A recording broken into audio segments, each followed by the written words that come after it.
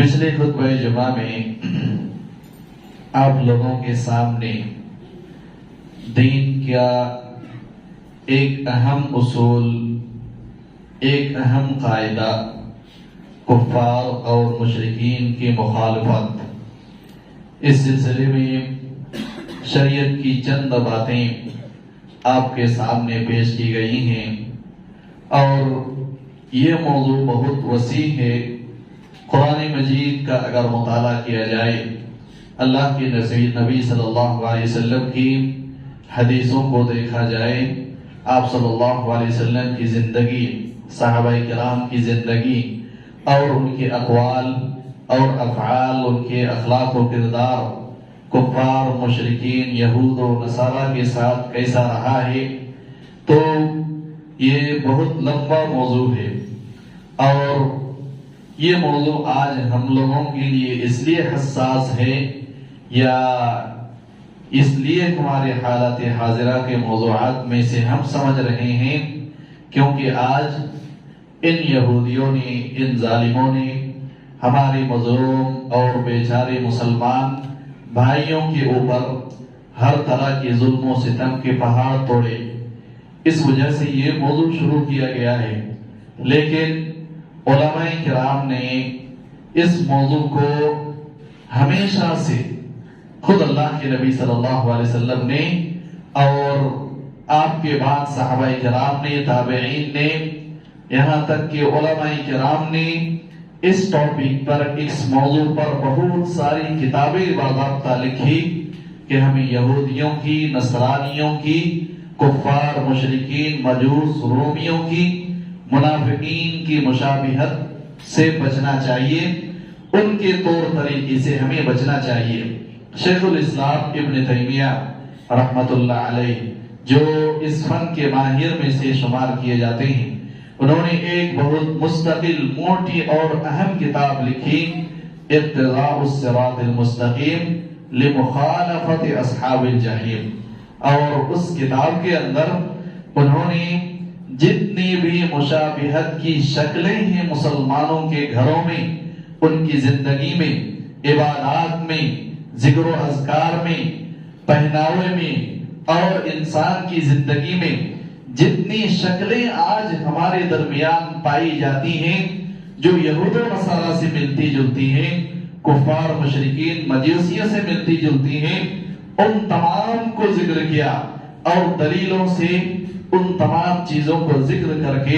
لوگوں کو متنبہ کیا اور لوگوں سے بچانے کی کوشش کی۔ اور شیخ الاسلام ابن تیمیہ نے جو مشابہت ہم یہود و نصارہ کی کرتے ہیں، ان کے طور طریقے کی کرتے ہیں، ان کے لباس پہناوی کی کرتے ہیں، اور ان کے زبان کی جو ہم پیروی کرتے ہیں، زبان تک کو شیخ الاسلام ابن تیمیہ نے ذکر کیا کہ زبان بولنے میں بھی ہم ان کے مشابہت اختیار کرتے ہیں، اور اس کی بہت ساری شکلیں انہوں نے ذکر کی ہیں اقوال سلف سے، عمر رضی اللہ تعالی عنہ کے قول اور دوسرے علماء کرام اور صحابہ تابعین سے، اور کہا کہ آج مسلمانوں کی زندگی میں بہت ساری ایسی چیزیں ہیں جو غیروں کے ہمارے درمیان آج داخل ہو چکی ہیں۔ بہت ساری شکلیں آج ہمارے درمیان یہود و نصارہ کی پائی جاتی ہیں، مشرکین کی پائی جاتی ہیں،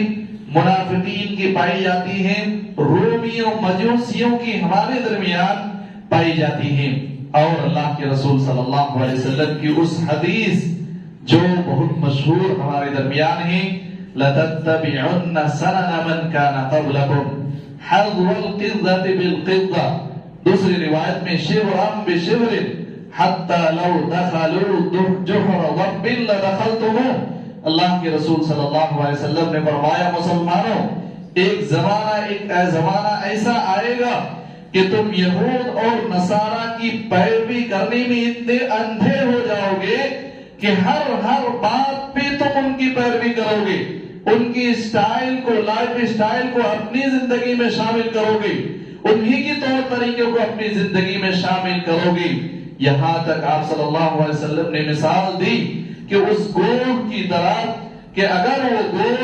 کہ کسی سوراخ یا بل میں اگر وہ داخل ہو جائے تو تم بھی اس کے نقش قدم پر چلنے کے بعد ان کے اسی گروہ میں اسی بل میں تم بھی داخل ہونے کی کوشش کرو گے، یہاں تک تم یہود و نصارہ کی پیروی کرو گے۔ یہ اللہ کے رسول صلی اللہ علیہ وسلم کی پیشن گوئی جو مسلمانوں کے لیے اللہ کے رسول صلی اللہ علیہ وسلم نے اپنی زبانی میں کیا، آج ہماری زندگی میں وہ بہو آج نافذ ہیں۔ چند مثالیں آپ کے سامنے پیش کی گئی ہیں جو یہود و نصارہ کی ہمارے معاشرے کے اندر پائی جاتی ہیں، جن میں سب سے پہلی چیز یہ ہے کہ ہم مال کے حرص میں آج مبتلا ہیں، مال کی حریص ہم آج موجود یا حریص ہم بن چکے ہیں، مال ہی کو ہم سب کچھ آج سمجھ رہے ہیں۔ اللہ کے راستے میں خرچ نہ کرنا، زکوٰۃ کی ادائیگی نہ کرنا، سودی لین دین کرنا، باطل طریقے سے لوگوں کا مال کھانا، جس راستے سے بھی ہمیں مال مل جائے اسی راستے پہ ہمیں نکل پڑنا، یہ سارے راستے ان یہود اور نصارہ کا ہے جو بدقسمتی سے آج ہمارے معاشرے کے اندر مسلمانوں کی زندگی میں داخل ہو چکی ہے۔ اسی طرح سے اللہ کے رسول صلی اللہ علیہ وسلم نے ان یہود و نصارہ کی پیروی کرنے سے ہمیں جو بچایا ہے ان میں سے ایک چیز یہ ہے کہ ہم قبروں سے متعلق جو شرکیات ہیں، جو بدعات ہیں، ان چیزوں سے بھی اللہ کے رسول صلی اللہ علیہ وسلم نے ہمیں ڈرایا ہے۔ اس کی دلیلیں بھی آپ کے سامنے پیش کی گئی ہیں۔ تصویریں، فوٹوز کو رکھنا، ان کو احترام کے لائق سمجھنا، گھروں میں اس کو چسپا کر کے رکھنا، شوقیہ کتے پالنا اپنے گھروں میں، یہ ساری وہ چیزیں ہیں جو غیروں سے آج بدقسمتی سے مسلمانوں کی زندگی میں شامل ہو گئی ہیں۔ آج مجسمے بنانا، فوٹو کو اپنے گھروں میں لگانا، فریم بنا کے اپنے گھر میں چپکانا، یہ سب یہودیوں کی اور مجوسیوں کی مشابہت ہے، یہ انہی کا طور طریقہ ہے۔ اللہ کے رسول صلی اللہ علیہ وسلم نے فرمایا لا تدخل الملائکۃ بیتا فیہ کلب ولا سورہ، جس گھر کے اندر کوئی کتا پالا جاتا ہو، شوقیہ کتا، اور اسی طرح سے جس گھر کے اندر فوٹوز ہو، تصویریں ہو، اس گھر کے اندر اللہ تعالیٰ کی رحمت کے فرشتے داخل نہیں ہوتے ہیں۔ آج اپنے معاشرے کا جائزہ لیں، یہ یہود و نصارہ کا طریقہ ہمارے گھر میں ہے یا نہیں؟ ہم اس سے محفوظ ہو سکتے ہیں؟ کیا ہمارے کون سا ایسا گھر ہے جس کے اندر آج تصویریں نہیں ہیں، یا تصویریں نہیں لگاتے ہیں، یا فوٹوز نہیں ہیں؟ بدقسمتی سے شاید ہی کوئی ایسا گھر ملے جو ان چیزوں سے محفوظ ہے۔ یہ یہود و نصارہ کی پیروی ہے، ان کے نقش قدم پر چلنا ہی۔ داڑھیاں کاٹ لینا، اللہ کے رسول صلی اللہ علیہ وسلم نے فرمایا یہود و نصارہ کی مخالفت کرو، اپنی داڑھیاں بڑھاؤ، اپنی داڑھیوں کو معاف کرو، اور یہود کی مشابہت سے بچو۔ بڑے دھڑے سے، بہت شوق کے ساتھ ہم داڑھیاں کاٹ کے اپنے آپ کو اسمارٹ سمجھتے ہیں، فخر محسوس کرتے ہیں، بلکہ اس سے بھی بدقسمتی کی بات یہ ہے کہ ہمارے بعض ایسے بدقسمت مسلمان ہیں، مسلمان نوجوان ہیں، مسلم سماج ایسا ہے کہ اس سماج کے اندر اگر قرآن حدیث پہ عمل کر کے اللہ کے رسول صلی اللہ علیہ وسلم کی پیروی کر کے کوئی داڑیاں رکھے تو اس کو تانا دیا جاتا ہے۔ یہ آج ہمارے گھر کا ماحول بن گیا ہے، اور پھر ہم داڑیاں کاٹ کے اللہ کے رسول صلی اللہ علیہ وسلم کی مخالفت کر کے پھر سڑکوں پہ نکلتے ہیں یہودیوں کی مخالفت کرنے کے لیے، اور یہ باور کراتے ہیں کہ ہم تمہارے بڑے دشمن ہیں۔ دشمن کیسے؟ تم اس کے دوست ہیں، ان کے نقش قدم پر چلتے ہو، ان کی عقائد تمہارے دلوں میں گھر کیا ہوا ہے، ان کے طور طریقے تمہیں پسند ہے، ان کے لباس اور پہناوے تمہاری زندگی میں حائل ہیں، ان کے مکمل لائف اسٹائل تم نے اپنا لائف اسٹائل بنایا ہوا ہے، اور پھر ہم بظاہر دکھاوے کے لیے راستوں پہ نکل کے ہم ان کی مخالفت کا نعرہ لگاتے ہیں۔ یہ چیز حقیقت کے خلاف ہے۔ اس لیے جو حقیقی مخالفت ہے وہ یہ ہے کہ ہم داڑیاں چھوڑیں، اللہ کے رسول صلی اللہ علیہ وسلم کی سنت پہ عمل کریں، اللہ کے رسول صلی اللہ علیہ وسلم کی تعلیمات پر عمل کریں۔ یہود و نصارہ کی مشابہت میں ایک مشابہت آج ہمارے معاشرے میں اختلافات کا پایا جانا بھی ہے۔ قرآن مجید کے اندر بے شمار جگہوں میں اللہ تعالیٰ نے جہاں یہود و نصارہ کا ذکر کیا ہے، اختلاف کا ذکر کیا ہے کہ ان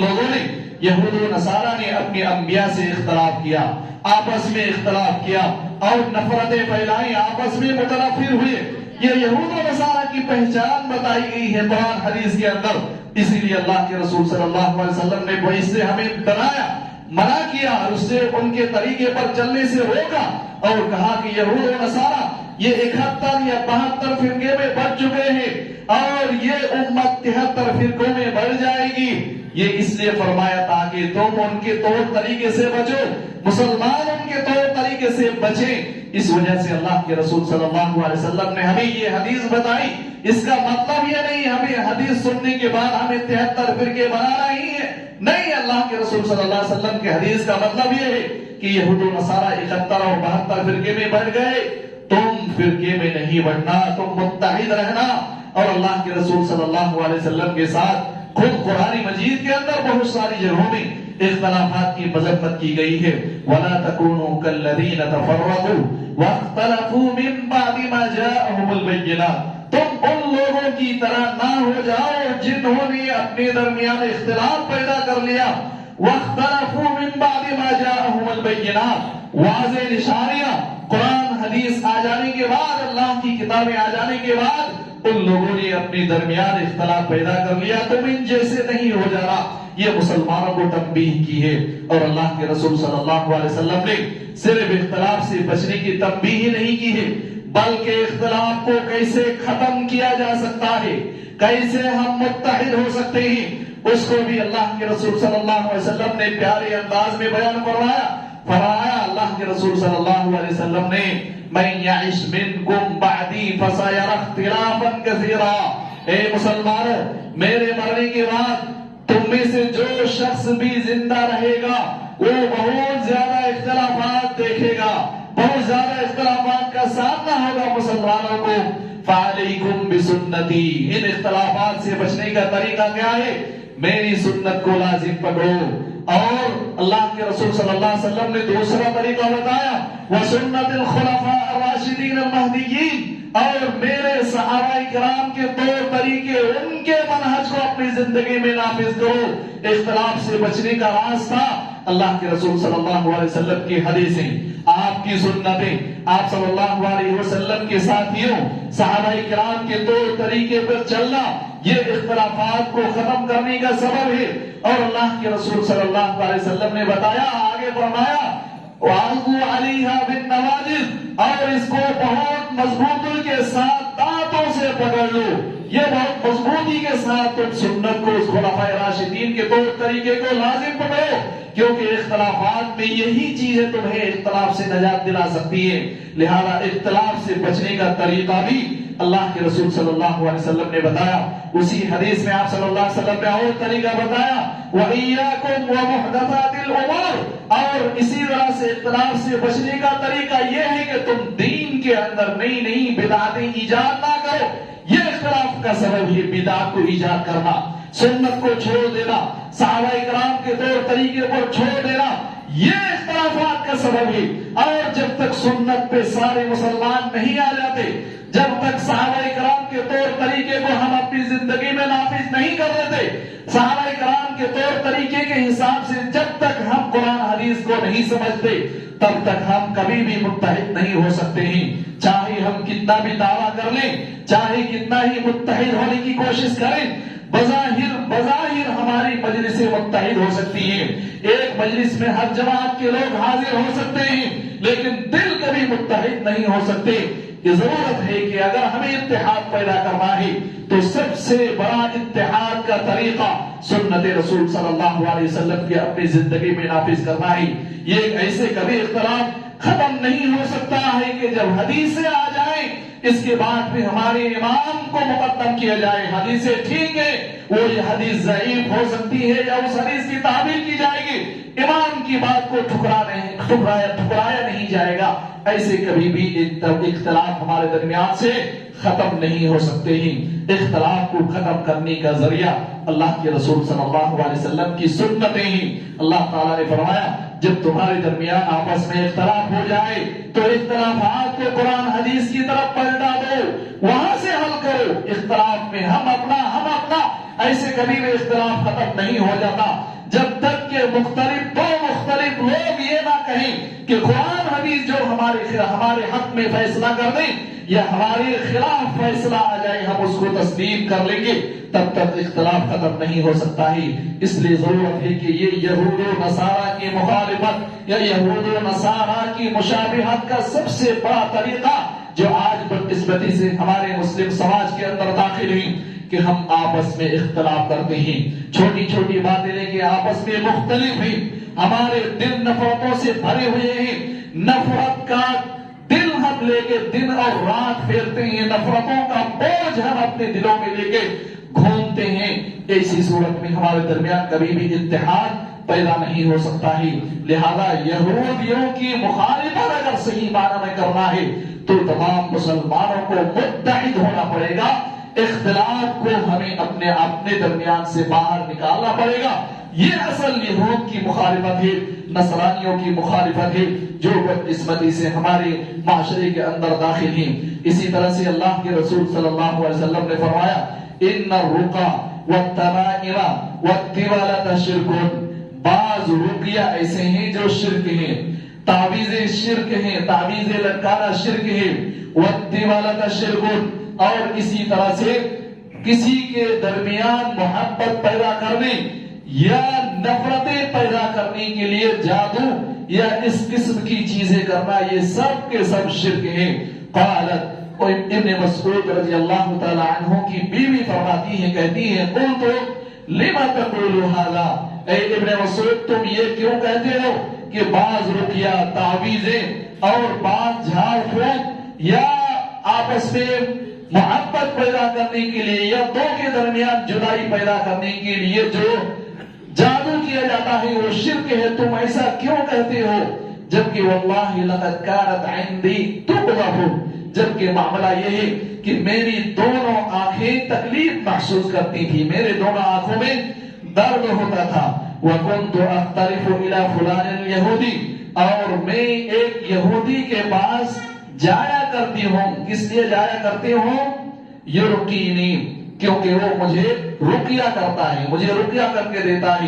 فَإِذَا رَقَانِي سَكَنَتْ، اور جب وہ میری آنکھوں میں رقیہ کرتا ہے تو میری آنکھیں ٹھنڈی ہو جاتی ہیں۔ فقال عبداللہ، تو عبداللہ ابن مسعود رضی اللہ تعالیٰ عنہ نے جواب دیا، ان کو کہا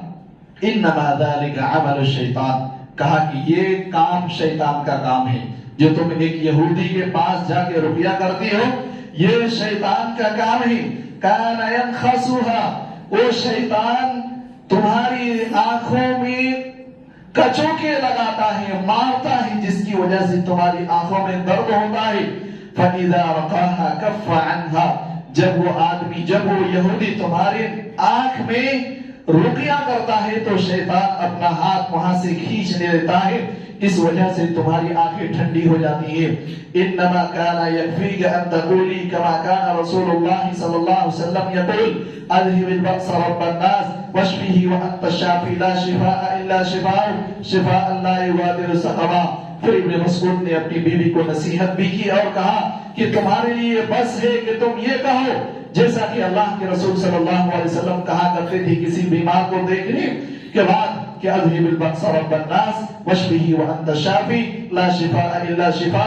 شفاء لا يغادر سقما۔ اللہ تعالیٰ تو اس کو ہر طرح سے شفا دے دے، تیرے علاوہ کوئی شفا کا مالک نہیں ہے۔ اس دعا کا مطلب اے اللہ کے رسول صلی اللہ علیہ وسلم کی اس صحابی نے، ابن مسعود نے اپنی بیوی کو یہ دعا سکھائے اور کہا کہ یہود کے پاس رقیہ کرنے کی جانے کی ضرورت نہیں ہے، یہ شریعت کی تعلیم ہے۔ یہودیوں سے رقیہ تک فائدے کی جو فائدہ ہوتا تھا ابن مسعود رضی اللہ تعالی عنہ کی بیوی کو، ابن مسعود نے اس کو بھی کہا کہ یہ اس کے رقیہ کی وجہ سے نہیں ہے بلکہ یہ شیطان کی کچوکے لگانے کی وجہ سے تمہیں تکلیف ہوتی ہے۔ لہذا یہ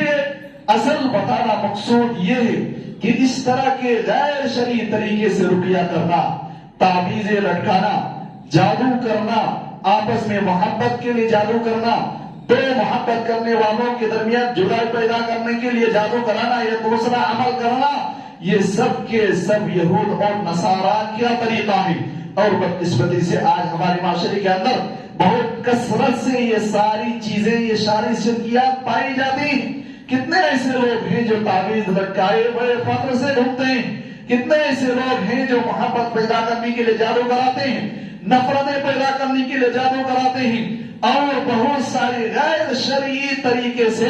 رقیہ کی بکثرت آج ہمارے معاشرے کے اندر موجود ہے۔ کثرت سے لوگ رقیہ غیر شرعی طریقے سے کرتے ہیں۔ یہ ساری کی ساری چیزیں یہود و نصارہ سے ہمارے درمیان آئی ہیں، اس لیے ان چیزوں کو قرآن اور حدیث کی روشنی میں سمجھنے کی ضرورت ہے۔ کون سے رقیہ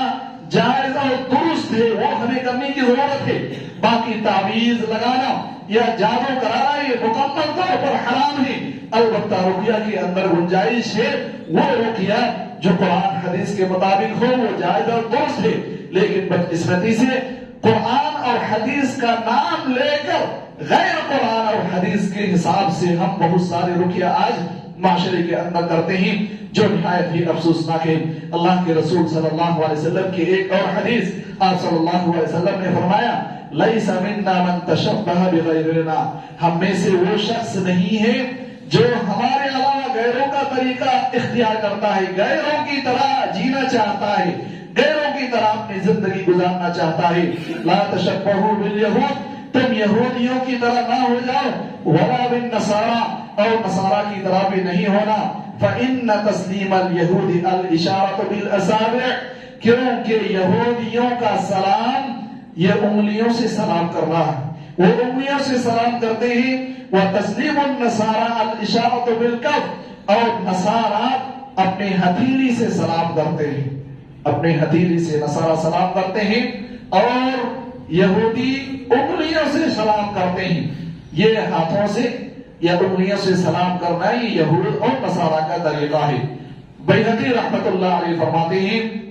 وَيَحْتَمِلُ أَن يَكُونَ كَرَاهِيَّةُ الْاخْتِصَارِ عَلَى الْإِشَارَةِ بِالتَّسْلِيمِ دُونَ التَّلَفُّظِ بِكَلِمَةِ التَّسْلِيمِ، اس حدیث کا مفہوم یہ ہے کہ وہ ہاتھوں سے اشارہ کرتے ہیں اور انگلیوں سے اشارہ کرتے ہیں، یہ یہود اور نصارہ کا طریقہ ہے۔ اس حدیث کا مفہوم یہ ہے کہ وہ صرف ہاتھ سے اور ہتھیلی سے یا انگلیوں سے اشارہ کرتے ہیں، وہ زبان سے ادا نہیں کرتے۔ اگر کوئی انسان زبان سے بھی ادا کر رہا ہے اور ہاتھ سے اشارہ بھی کرتا ہے تو یہ جائز اور درست ہے۔ اس وجہ سے امام بیہقی نے کہا کہ یہ حدیث، اس کا مفہوم یہ ہے کہ ہم زبان کو بند رکھیں اور کسی کو اپنے ہاتھ سے اشارہ کر کے سلام کریں، یہ یہود و نصارہ کا طریقہ ہے۔ اس سے ہمیں بچنے کی کوشش کرنی چاہیے، اور اس کا خلاصہ یہ ہے کہ اگر ہم زبان سے سلام کرتے ہیں یہ اسلام کا طریقہ ہے، اس میں کسی مسلمان کو کوئی شک اور شبہ نہیں ہے۔ اس کے بعد دوسرا طریقہ یہ ہے کہ ہم صرف ہاتھ سے اشارہ کریں، زبان کو نہ کھولیں، تو یہ یہود و نصارہ کا طریقہ ہے جو کہ حرام ہے۔ اور تیسرا طریقہ یہ ہے کہ بسا اوقات ہماری آواز اپنے بھائی تک نہیں پہنچ سکتی ہے، اس وجہ سے ہم زبان سے سلام بھی کرتے ہیں اور ان کے اشارہ کر کے بتاتے بھی ہیں کہ میں سلام بھیج رہا ہوں، سلام کا جواب دو۔ اگر ایسا کوئی کرتا ہے تو یہ جائز اور درست ہے، لیکن صرف زبان بند کر کے صرف ہاتھ سے اشارہ کرنا، ہاتھ سے اشارہ کر دینا، یہ یہود اور نصارہ کا طریقہ ہے۔ اس سے ہمیں بچنے کی کوشش کرنی چاہیے۔ یہ ساری تعلیمات ہیں جن سے پتہ چلتا ہے کہ اللہ کے رسول صلی اللہ علیہ وسلم نے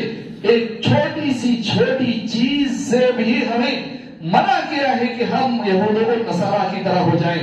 دیکھیے، اور اللہ کے رسول صلی اللہ علیہ وسلم کی ایک مشہور حدیث،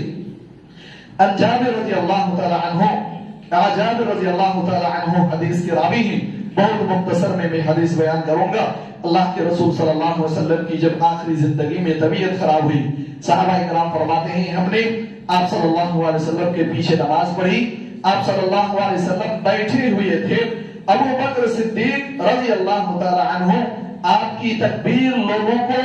لوگوں تک پہنچاتے تھے۔ آپ نماز پڑھاتے، آپ کی تکبیر ابو بکر صدیق رضی اللہ تعالی عنہ لوگوں تک پہنچاتے۔ فالتفت الینا، اللہ کے رسول صلی اللہ علیہ وسلم نے ہمارے طرف دیکھا، متوجہ ہوئے، فرآنا قیاما، تو ہمیں دیکھا کہ ہم پیچھے نماز میں کھڑے ہیں، اللہ کے رسول آگے بیٹھے ہیں اور ہم سب پیچھے صفوں میں کھڑے ہیں۔ فاشار الینا، تو آپ صلی اللہ علیہ وسلم نے نماز کے درمیان ہی اشارہ کیا، کہا بیٹھو، بیٹھ کے نماز پڑھو۔ اللہ کے رسول صلی اللہ علیہ وسلم کے بارے میں فرماتے ہیں فَصَلَّيْنَا بِصَلَاتِهِ قُعُودًا، صحابہ کرام فرماتے ہیں پھر ہم بھی نماز کے درمیان ہی بیٹھ گئے، بیٹھ کے ہم نے نماز پڑھی۔ فَلَمَّا سَلَّمَ قَالَ، جب اللہ کے رسول صلی اللہ علیہ وسلم سلام سے فارغ ہوئے، قَالَ إِن كِدتُّمْ آنِفًا لَتَعْلَمُونَ لَتَفْعَلُونَ فِعْلَ فَارِسٍ وَالرُّومَ، تم عنقریب ویسے ہی بالکل کرنے والے تھے جس طرح سے فارس اور روم والے اپنے بادشاہوں کے ساتھ کرتے ہیں۔ یقومون علی ملوکہم، وہ اپنے بادشاہ کے سامنے کھڑے ہوتے ہیں، وہم قعود، اور یہ بادشاہ بیٹھے ہوئے ہوتے ہیں۔ فلا تفعلوا، لہذا تم ایسا نہ کیا کرو۔ ائمتکم ائتموا بائمتکم، تم اپنے اماموں کی اقتداء کرو۔ ان صلی قائما، اگر وہ کھڑے ہو کے نماز پڑھے، فصلوا قیاما، تو تم لوگ بھی کھڑے ہو کے نماز پڑھو۔ وان صلی قاعدا، اور اگر امام بیٹھ کے نماز پڑھائے، فصلوا قعودا، تو تم بھی بیٹھ کے نماز پڑھو۔ اللہ کے رسول صلی اللہ علیہ وسلم کی تعلیم دیکھی، یہودیوں سے،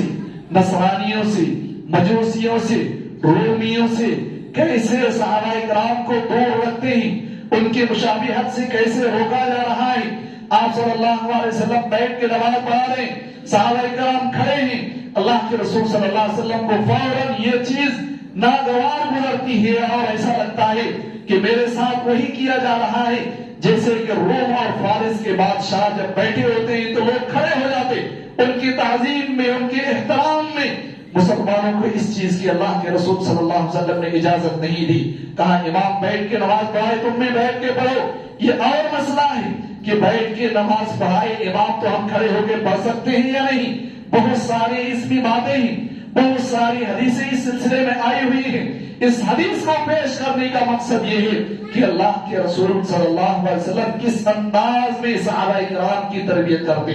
کس انداز سے آپ صلی اللہ علیہ وسلم نے ہمیں یہودیوں کی، نصرانیوں کی، مشرکوں کی، کفار کی، رومیوں کی، مجوسیوں کی مخالفت کا حکم دیا ہے۔ ذرا بھی تشبیہ، ذرا بھی اگر تھوڑی سی ملتی جلتی چیز ہمارے درمیان پائی گئی، مسلمانوں کی یہاں پائی گئی، اللہ کے رسول صلی اللہ علیہ وسلم نے ان کو روک دیا۔ یہ عبادات کے معاملے میں، عبادت میں بھی ان کی طرح عبادت نہیں کرنا۔ ایک اور چھوٹی سی حدیث جو مشہور ہے، اللہ کے رسول صلی اللہ علیہ وسلم نے فرمایا اذا كان لأحدكم ثوبان، جب تم میں سے کسی آدمی کے پاس دو کپڑے ہوں، فليصلي فيهما، تو دونوں کپڑے بھی وہ نماز پڑھے۔ فإن لم يكن إلا ثوب واحد، اور اگر تم میں سے کسی کے پاس صرف ایک ہی کپڑا ہو، فليتزر به، تو اس انسان کو اس کپڑے کو تہبند بنا لینا چاہیے، کمر سے نیچے ڈھک لینا چاہیے اس کپڑے سے۔ اور آپ صلی اللہ علیہ وسلم نے فرمایا ولا تشتمل اشتمال اليهود، اور یہودیوں کی طرح اس کو ایسے نہ لپیٹ لے کہ جس کی وجہ سے اس کا دونوں ہاتھ کپڑے کے اندر ہو جائے اور دونوں ہاتھ وہ نکال نہ سکے۔ یعنی کپڑے کے اندر بھی، لباس کے اندر بھی، پہناوے میں بھی اللہ کے رسول صلی اللہ علیہ وسلم نے یہود کی مخالفت کا حکم دیا ہے۔ یہ ساری چیزیں ہیں جن سے ہمیں پتا چلتا ہے کہ بہت سختی کے ساتھ اللہ کے رسول صلی اللہ علیہ وسلم نے یہود اور نصارہ، کفار، مشرکین کی مخالفت اور ان کی مشابہت سے اللہ کے رسول صلی اللہ علیہ وسلم نے ہمیں روکا ہے۔ ان کے طور طریقے، ان کی عبادت کا طریقہ، ان کی اٹھنے بیٹھنے، لباس اور لائف اسٹائل مکمل اسلامی لائف اسٹائل سے الگ تھلگ ہے۔ اس لیے اللہ کے رسول صلی اللہ علیہ وسلم نے ایک مکمل جینے کا طریقہ ہمیں دیا ہے، جو ایک مستقل جینے کا طریقہ ہے، جس کے اندر کسی بھی چیز کی کوئی کمی نہیں ہے، کوئی بھی مسلمان کو کمی نہیں چھوڑا گیا ہے اسلام کے اندر کہ ہمیں فلاں چیز کے لیے ہمیں کسی غیر کے طریقہ اختیار کرنا ضروری ہے، نہیں، مکمل زندگی اسلام نے ہمیں دیا ہے۔ وہ زندگی ہمیں آج اپنی زندگی میں حقیقی معنی میں نافذ کرنے کی ضرورت ہے۔ ان یہودیوں کی، ان نصرانیوں کی مخالفت سے ہمیں بچنے کی کوشش کرنی چاہیے۔ اس کے بعد ایک اہم بات، اللہ کے رسول صلی اللہ علیہ وسلم کی جو ایک مشہور حدیث، من تشبہ بقوم فہو منہم، جو شخص کسی قوم کی مشابہت اختیار کرتا ہے وہ انہی میں سے ہو جاتا ہے۔ خود اللہ تعالیٰ نے فرمایا وَمَن يَتَوَلَّهُم مِّنكُمْ فَإِنَّهُ مِنْهُمْ، جو ان میں سے یہود و نصارہ سے محبت رکھتا ہے وہ انہی میں سے ہو جاتا ہے۔ شیخ الاسلام ابن تیمیہ فرماتے ہیں وَهَذَا الْحَدِيثُ أَقَلُّ أَحْوَالِهِ أَنْ يَقْتَضِيَ تَحْرِيمَ التَّشَبُّهِ بِهِمْ وَإِنْ كَانَ ظَاهِرُهُ كُفْرَ الْمُتَشَبَّهِ بِهِمْ۔ اللہ کے رسول صلی اللہ علیہ وسلم نے فرمایا من تشبہ بقوم فهو منهم، جو شخص کسی قوم کی مشابہت اختیار کرے تو وہ انہی میں سے ہو جاتا ہے۔ اس حدیث کا ظاہر تو یہ ہے کہ جو شخص کسی کافر کا مشابہت اختیار کرتا ہے چاہے کسی بھی معاملے میں ہو وہ کافر ہو جاتا ہے، کیونکہ یہ حدیث کا ظاہری مفہوم ہے، جو جس طرح کرتا ہے وہ ویسا ہو جاتا ہے، اس حدیث کا مفہوم ہے۔ لیکن شیخ الاسلام ابن تیمیہ فرماتے ہیں اس حدیث کا کم سے کم بھی اگر معنی یہ لے لو کہ ہمیں اگر کسی یہود اور نصارہ کی مشابہت اختیار کرتے ہیں تو کم سے کم اس حدیث کا اگر کم مفہوم بھی لیا جائے تو کسی بھی کافر کا مشابہت اختیار کرنا یہ حرام ہوتا ہے، سب سے کم درجہ ہے۔ ورنہ اس حدیث کا ظاہر تو یہ ہے کہ جو جس راستے پہ چلتا ہے وہ اسی راستے پہ ہوتا ہے، کسی کافر کے راستے میں چلے اور اس کے طور طریقے کو اپنائے وہ اسی میں سے ہو جاتا ہے۔ اور شیخ الاسلام ابن تیمیہ نے شریعت کا جو یہ قاعدہ ہے کفار مشرکین کے مخالفت کا، اس کا جو اصل مقصد ہے، اس کے پیچھے جو اصل ریزن ہے وہ بھی انہوں نے ذکر کیا اور کہا کہ ہمارا لباس اگر کسی یہودیوں سے مل جائے، ہمارا چہرہ اگر کسی نصارہ کسی کفار مشرکین سے مل جائے،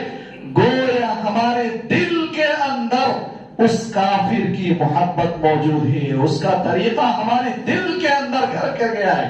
اس سے ہمیں محبت ہے، اسی وجہ سے ظاہری طور پر بھی ہم ان کے راستے پہ چل پڑیں گے۔ یہ بہت خطرناک چیز ہے، اس لیے انسان کو یہود اور نصارہ کی مخالفت کرنی چاہیے۔ زندگی کے کسی بھی معاملے میں ان کے طور طریقے کو ہمیں اپنی زندگی میں آنے نہیں دینا چاہیے، مکمل طور پر ان کے طور طریقے عبادات میں، معاملات میں، سونے جاگنے، لباس میں، معاملات میں، زندگی کے ہر معاملے میں ہمیں ان یہود اور نصارہ کی مخالفت کرنے کی کوشش کرنی چاہیے، ورنہ وہ جو ظلم و ستم تو کر رہے ہیں کریں گے ہی، ہم اپنے ایمان سے بھی دھیرے دھیرے ہاتھ دھو بیٹھیں گے اور ان کی مکمل زندگی ہماری زندگی بن جائے گی اور ہم مسلمان صرف نام کے رہ جائیں گے اور ہماری زندگی یہودی اور نصرانی والی زندگی ہوگی۔ اس لیے ضرورت ہے کہ اس پر توجہ دیا جائے، اس موضوع کو اپنی زندگی میں نافذ کیا جائے، اس موضوع کا مطالعہ کیا جائے اور خصوصی طور پر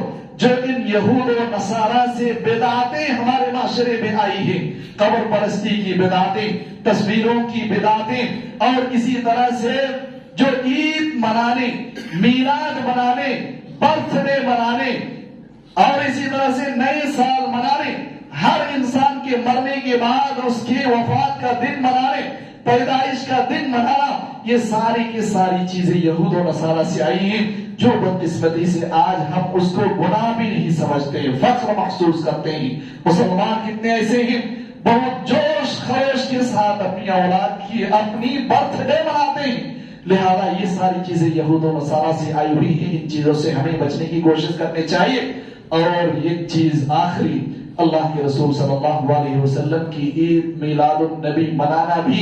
ان یہود اور نصارہ سے آئی ہے، اسی لیے اسلام کے اندر اللہ کے رسول صلی اللہ علیہ وسلم کی پیدائش سے اس سال کا آغاز نہیں کیا گیا ہے۔ اگر یہ دن منانا جائز ہوتا تو اسلامی تاریخ کی ابتدا اور آغاز آپ صلی اللہ علیہ وسلم کی تاریخ پیدائش سے کیا جاتا، جیسا کہ عیسیٰ علیہ السلام کی پیدائش کے دن سے عیسوی سال جو 2023 چل رہا ہے، اس سال کے آغاز عیسیٰ علیہ السلام کی تاریخ پیدائش سے اس کا تعلق ہے، لیکن اسلام نے اس چیز کو گوارا نہیں کیا اور کہا کہ آپ صلی اللہ علیہ وسلم کی پیدائش کے دن کی کوئی اہمیت نہیں ہے، بلکہ جس دن مسلمانوں نے ہجرت کر کے ایک اسلامی حکومت قائم کی مدینے کے اندر، وہ دن سب سے اہم، وہ فیصلہ کن دن ہے، لہذا وہاں سے اسلامی تاریخ کا آغاز کیا گیا، پیدائش کے دن سے نہیں۔ لہذا یہ ساری چیزیں ہمیں سوچنے پہ مجبور کرتی ہیں. اللہ تعالی ہمیں عقل سلیم سے نوازے، یہود و نصارہ کی مخالفت سے، ان کی مشابہت سے اللہ تعالی بچائے. زندگی کے ہر معاملے میں اللہ تعالیٰ ان کی مخالفت کی ہم سب کو توفیق دے. اللہ جانتے ہوئے یا نہ جانتے ہوئے جو بھی چیزیں ہماری زندگی میں ان کی آ گئی ہیں، اللہ تعالیٰ ان تمام چیزوں کو ہمیں دور کرنے کی توفیق عطا فرمائے. بارک اللہ لنا ولکم فی القرآن المجید ونفعنی وإیاکم بالآیات والذکر الحمید انہ تعالی جواد کریم مالک بر